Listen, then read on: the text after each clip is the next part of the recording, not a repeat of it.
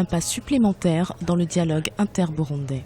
À partir de ce 10 juin, Benjamin Mkapa, l'ancien président tanzanien, à la tête de la facilitation, rencontre à Bruxelles les membres de l'opposition burundaise exilés en Europe. L'enjeu est de taille car c'est avec la Sénarède qu'il s'entretient à présent, la plateforme de l'opposition qui ne reconnaît pas la légitimité du président Pierre Nkurunziza. Le pouvoir de Bujumbura refuse, lui, toute discussion catégorique avec elle. Le médiateur avait promis de continuer les consultations. Après les dernières consultations qui se sont déroulées à Arusha, il allait continuer encore pendant 2 semaines à écouter ceux qui n'ont pas pu venir à Arusha.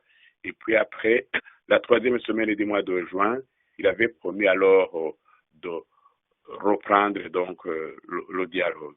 Et pour trouver effectivement des solutions au problème, à la crise burundaise qui oppose un gouvernement fantoche au pouvoir et son opposition, il doit d'abord, et son peuple d'ailleurs, il doit d'abord écouter la racine et les causes du problème pour diagnostiquer le problème et trouver des solutions donc durables dans l'avenir. Les revendications sont nombreuses.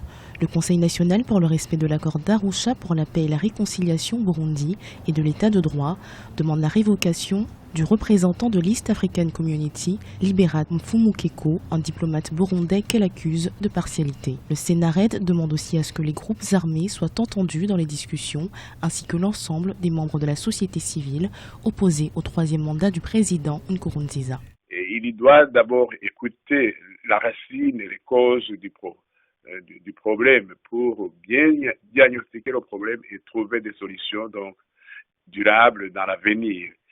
Et la prochaine étape, je pense que, comme il a promis, le facilitateur va inviter donc les différents protagonistes à Arusha.